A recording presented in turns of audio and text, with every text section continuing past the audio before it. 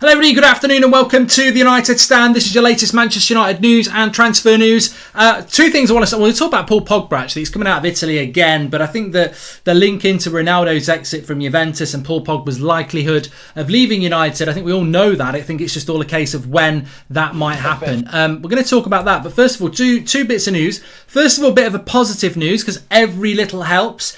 Every little bit of money in your wallet means more money in your wallet, you know. And Zaha wants to leave Crystal Palace. United do get 25% of any fee that Crystal Palace get for Zaha. So if Zaha goes for 30 million, Manchester United get around 7.5 million for that. So if he goes for 40 million, we get 10 million. So Zaha could give us a little bit of money.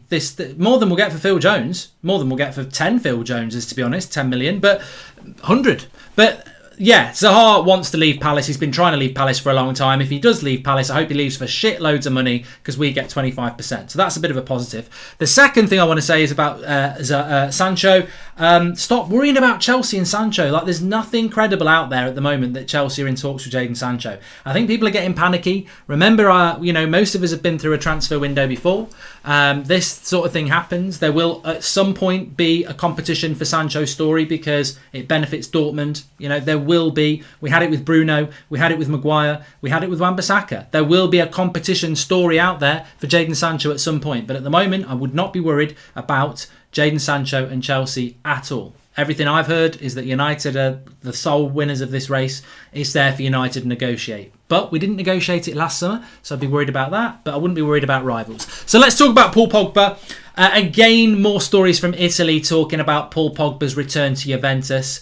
I don't think it is something that Paul Pogba doesn't want to do. I think it's something Mino Raiola would love to do. And a lot of it, but I think the thing with Paul Pogba is it depends on this summer. Now, one thing I would say is that all cards are on the table with Paul Pogba. He's not made a decision.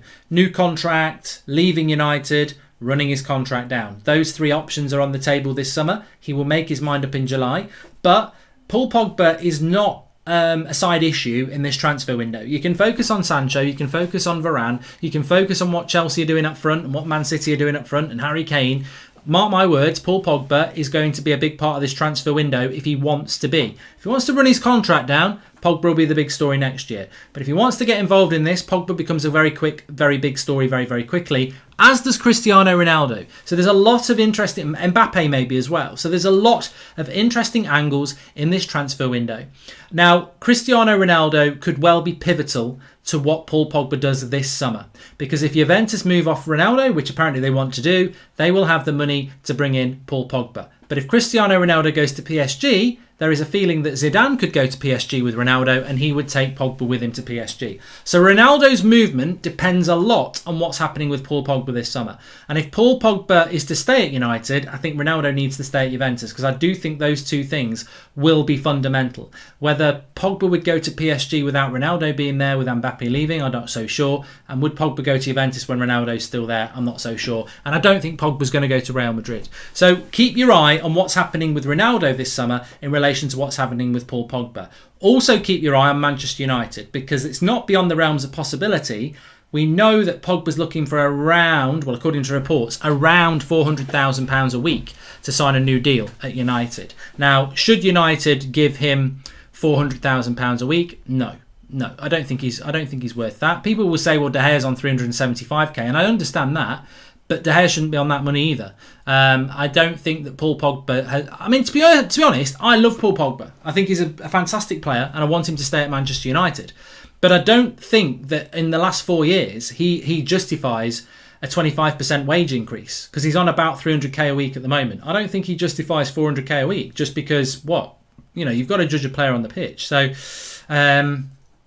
yeah, it'd be interesting about that. Somebody just said, why not talk about Ronaldo to Manchester United? I don't think a Ronaldo swap with Pogba... Oh, well, actually, I think a Ronaldo swap with Pogba is something that Juventus would look at. I don't think it's a deal that Manchester United would look at because I think it would be far more expensive for Manchester United. I think it's a great deal. It's a great deal for Paul Pogba and Juventus to swap us for Ronaldo because... they'll have a lot more money available. But if we swap Pogba for Ronaldo, we'll take on a lot more money. It's a bit like if we swapped Martial for Kane. Obviously, we'd give Spurs some money as well as Martial, but Spurs would have to take on bigger wages than what Kane's on. So it doesn't necessarily work like that. Look at Brøndby fans, says Niels. Sarantan says, here comes the Pogba hate. I would hope, and actually think that the United fan base is past all that. I don't think there is any Pogba hate anymore. I think actually there's a lot of Pogba sympathy. You know, just to dwell on Pogba before I talk about some other things, I think there is a lot of sympathy for Paul Pogba. I think that the story at Christmas wasn't great, as we know, but since Christmas he's got his head down. He's probably had one of the best 6-month periods in his history at United. He's, professionalism from don't just call him PP, call him PPP, Paul Professional Pogba, because he's been very professional. And I also think people are empathetic because he's got a year left on his contract. That's not his fault. That's the club's fault that they've allowed his contract to get to this point. He's got a year left on his contract. And I think even the most ardent United fan would say if they were in the situation Pogba was in, they'd run that contract down, because ultimately, why should they sign a new contract? What ambition has this football showed in 4 years that Pogba's been there? So I think there's a lot of empathy for Paul Pogba's situation, and I don't think there's a lot of hate for Paul Pogba at the moment. So there we go. Triple P. Ollie, Ronnie is coming, says Abilene. So yes, we need a centre back and a CDM, not Ronaldo, says Kian Watch. I'll tell you what's getting on my tits at the moment. Really getting on my tits is that people keep saying, I think our transfer business this summer will be Sancho, Varane, Trippier and Heaton. And I'm like, stop! Bloody stop including Tom Heaton as a transfer. He's not a transfer. I know officially he is a transfer, but don't include Tom Heaton as the part of the summer. Are you pro Glazer or what? Tom Heaton is not part of our transfer summer. No, I'm not having it. We haven't signed 4 players. If we sign Trippier, Varane and Sancho, and then we get Heaton as well, we've bought 3 players and a reserve goalkeeper. I'm not having this. I'm not having a reserve goalkeeper as part of our summer spend. It's bullshit. He's free. He's a free transfer and he's a reserve goalkeeper. I think we paid a little bit of money for Tony Grant, or Lee Grant, or whatever his name is. Don't even know his name, you see. He never bloody plays. So no, I don't want to include Tom Heaton on the list of signings this summer. He's a free transfer and he's a reserve goalkeeper. And I've got nothing against him, but, I really hope we never see him. I don't ever want to see him playing for United, because ultimately the first team goalkeeper is the one. Smart from Pogba really, says Sean Turner, knowing United won't pay his massive wages, so it looks like he's willing to stay when he really ain't. Hey mate, you know what, Sean? I've always said this about Pogba. I respect him more if he runs his contract down than signing a new one. Because if he signs a new contract, I think he's a mercenary. Unless something major happens. If we sign Varane, Sancho, Declan Rice and Pogba signs a new deal, I can understand that. But if he signs a new contract and we haven't bought any midfielders, then I think he's just doing it for money. And I think Pogba's better than that. My respect for Pogba as a footballer is pretty big. I'll respect him a lot more if he doesn't sign the United contract and goes and is ambitious, really. It's a bit like Bruno in a couple of years. I don't expect Bruno to sign a new deal at United if he's not won anything. I expect him to go and try and win something somewhere. So I'll be very surprised if Pogba signs a new deal. Mark, do you think Ollie has proven he can work with big players like Pogba, Bruno, De Gea, Cavani, considering he hasn't got the experience of Pep, Jose Klopp? We need to bring in more quality, says Michael Southcombe. And Mark, I'll happily do Ronaldo for Pogba, Donny is class, then buy an above average CDM and a 50 million centre-back and we're good to go, says Riv. And Mark, you just hate Pogba, says Surrington. That's your second time you've said that, mate. And there is absolutely no evidence of me hating Paul Pogba. So I'm sorry, I'm very sad to do this, but you are deleted from the channel because you are a troll, mate. And anybody who watches this channel and has been watching this channel knows that I like Paul Pogba. I've always been excited by Paul Pogba. And my only issue with Pogba is that I think that, maybe that, his ambition means that he should leave. As a player, as a person, I like him. I don't know where this nonsense comes from that I don't like Paul Pogba. It's like apparently I don't like Harry Maguire, yet I've been giving him man of the match and everything for 6 months. It's just ridiculous, absolutely ridiculous how people behave and set these agendas that are not true. If you don't watch the channel, fine, piss off, don't watch it. But anybody who watches it knows I'm actually very pro Paul Pogba. I'm not against Pogba at all. So, Everton are apparently in for Kieran Trippier. This is coming in from the British press. And I think that when we were linked to Max Aaron's, Kieran Trippier was part of the was part of when we were linked to Max Aarons, Everton were after him as well, because Everton are looking at a right back. Just came in, what have I missed, says Daniel Lindstrom. But I think that with Everton, they're looking at a right back. I'm sure they would like Kieran Trippier, and I'm sure they've got the money for Kieran Trippier. I suppose the issue is, if you're Kieran Trippier, do you want to come to Manchester United or do you want to go to Everton? I think you'll want to come to United, not because we're a bigger club, but I think if I was a right back of the quality of Kieran Trippier, who's just won a La Liga with Atletico Madrid as an important player, he's just been picked in the England squad ahead of Aaron Wan-Bissaka. I think Trippier backs himself to come in and have that right back spot at Manchester United. And with all due respect to Everton, the right back spot at Manchester United is far more universally wanted than the Everton right back role. So, I think if he was coming in as a backup, he'd probably want to go to Everton. But I think he'll back himself to get the right back spot at Manchester United. So I think Trippier for Manchester United, as I've said many times before, I think it is a deal that can be done. Interestingly, Alex Telles has been doing an interview and he said that he's very happy with his first year at Manchester United, which is interesting considering he's not played anywhere near the amount of football that we thought he would. So Telles coming out and saying that he's very happy with his first year at United and wants to kick on and is looking forward to the second part of the season, his second season here. I mean, look, I've heard some people say we should sell Telles. I don't think Telles needs to go this summer, and I think that if you look at Luke Shaw, I think it'd be very unlikely that Luke Shaw is fully fit for the whole of next season. So I expect Telles to get some football next year. I think the main thing for Telles is to keep fit himself and keep himself ready. And also, I think just on the Trippier thing, I think it's a good thing for Aaron Wan-Bissaka. If Aaron Wan-Bissaka's game goes up by just 15% because Trippier's there, that's a good thing. And as we know with Trippier, he can put a cross in. So there's I think Trippier's a good player for Wan-Bissaka to develop next to. And look at Man City. Cancelo, Kyle Walker, they share that right back role. I think it's a good thing. I think it's a really good thing. Rohan says, would you take Grealish or Sancho? I'm a big fan of Jack Grealish. Poundland Beckham, whatever you want to call him, he's still a bloody good player. And I think he has got that Beckham thing about him. He's got the glamour, the off-field stuff. There's similarities with Grealish and Beckham, even though they're not similar players. I'd love Grealish at Manchester United. I think it's a match made in heaven. But I think we blew it last summer, and I don't think he's a target for United. Even though I know Solskjaer really likes him, I just don't see how United can do that deal. But I would love Grealish at Manchester United. I would love Grealish at Manchester United. But he's more of a left-sided player, isn't he? And we do need a right-sided player. Just very quickly as well, I mean, this is something that dropped in my head a couple of days ago, and we can give you a little bit of clarity here. The pre-season tour, which there will be. Manchester United will be playing for pre-season games in July. I know we've got the Euros starting next week and the season's only just finished last week, but teams are not going to not have pre-season games before the start of the Premier League. So pre-season is going to be very important for Manchester United. We have been in the past to America. We've been to Australia and Asia. That we were meant to go to India last year, but obviously COVID stopped that. So the talk for United's tour this year is the UK and Europe. So there you go.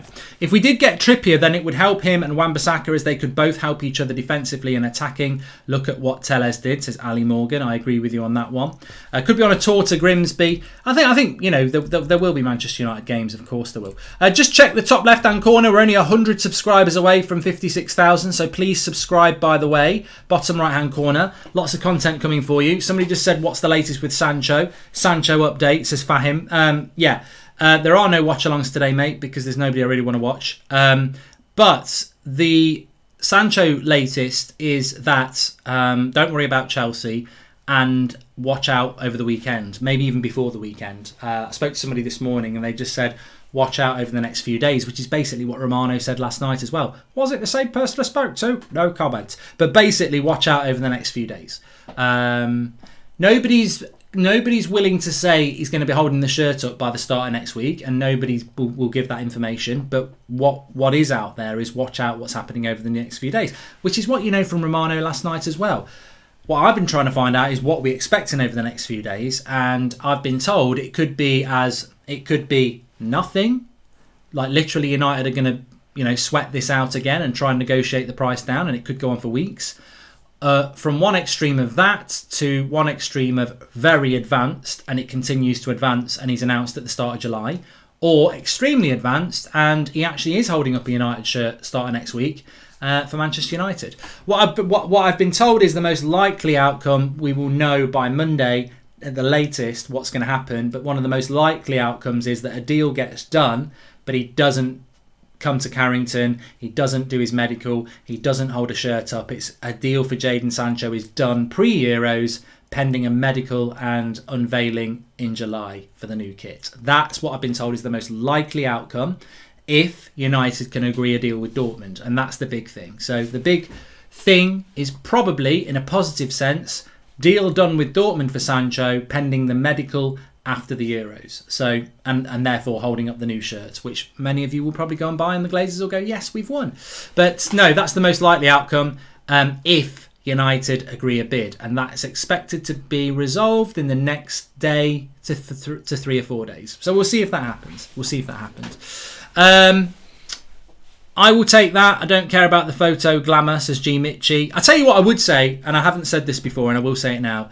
I would, the big positive, I mean, apart from buying Jadon Sancho, the big positive for me, if United were to get a Sancho deal done before the Euros, would be that we've still got 3 months of the transfer window left, and we know we've got Sancho, which means that the fan base can then put the pressure on for the CDM and the centre-back, which gives us 3 months to do that, amongst all the other business we've got to do.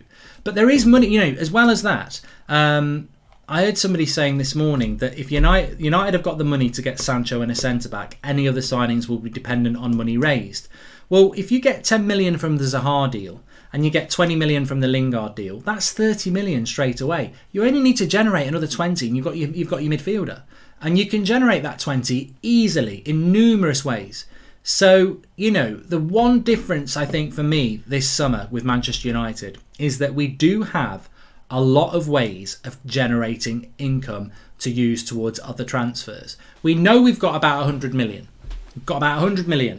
And the rest of the money has to be generated. But as I say, 25% from Zaha is 10 million if he goes for 40 million. Lingard's 20 million. Pereira's probably 10 million, so that takes you up to 40 million. Dalot's probably 15 million, that's 55 million. Maybe you get rid of Phil Jones for 5, that's 60 million. Get rid of a goalkeeper, that's another 40 million, that's 100 million. You might get rid of Dan James, Twan Sebi might go. So you can generate quite a lot of income very, very quickly to allow you. What I'm trying to say is that United have got no excuse not to get a top-class right winger, a top-class centre-back and a top-class CDM by clearing Deadwood. It's a no-brainer. It's the perfect recipe. CDM, centre-back, right winger of really good quality, and generate funds by removing Deadwood, which will generate the funds to get 1 or 2 of those players for you. So it can be done. It can definitely be done. Chris says that the owners have committed £150 million net spend. Well, I believe that when I see that. And I hope that Manchester United are going to have a big transfer window, because to me this is totally separate to the Glazers out movement. The Glazers need to go for more than what they do this summer. The Glazers need to go for what they've done over the last 16 years. Doesn't mean we can't have a really good transfer window, and I really hope that we do. But let's see what happens with that. Stephen Roach says centre-back, right-back, CDM and right wing are needed. I think we will get Trippier as well for 15 million. I do think that will happen. Ronaldo up front and Sancho on the wing plus a centre-back, says Kyle Stone. But why does nobody... Why am I and others the only fans that see that the centre midfield is more important than anything? How can you send a team out with Varane, Ronaldo and Sancho and pretend the midfield's good enough? Have you not spent the last year watching McFred? I don't care whether you've got Ronaldo, Sancho and Varane. If you've got no midfield, you've got no midfield. I said this yesterday. Chelsea have got Jorginho, Kante, Kovacic, 3 players to play those 2 pivot roles. United have got McFred. We don't even use Pogba there. We've got McFred. Man City have got Rodri, Fernandinho, Gundogan. Liverpool have got Henderson, Fabinho, Thiago. We've got McFred.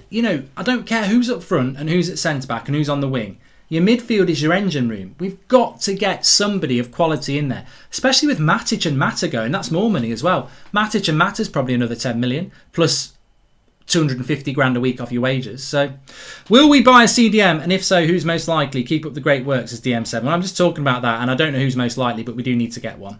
Mark, even if you get the DM centre-back and right wing, do you still think the lack of options on the bench is still a huge problem, says TS98?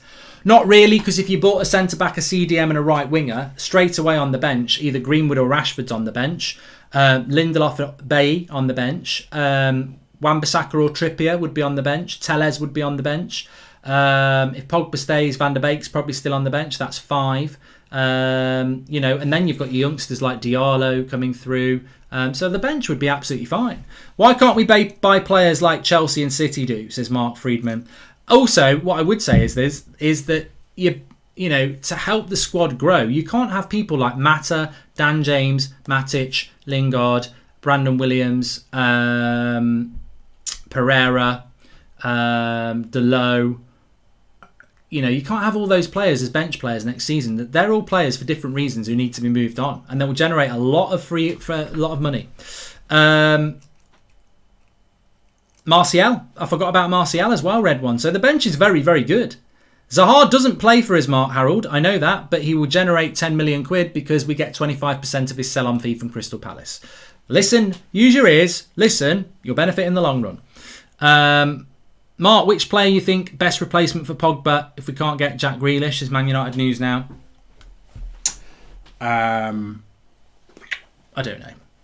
I mean, look, we started about Paul Pogba. I think Paul Pogba's future at Manchester United is very much up in the air. New contract, run the deal. He'll either sign a new contract, run his contract down for a year, or he'll go this summer.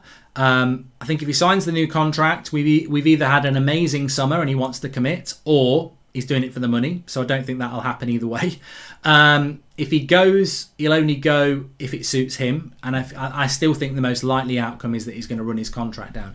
But if I was United, I wouldn't be giving Paul Pogba a 400k a week contract. I don't think he justifies those wages. And I think it generates a problem. Because if you pay Paul Pogba 400k a week, and I'm Marcus Rashford, or I'm Bruno Fernandes, or I'm Mason Greenwood, I'm going, hold on a minute.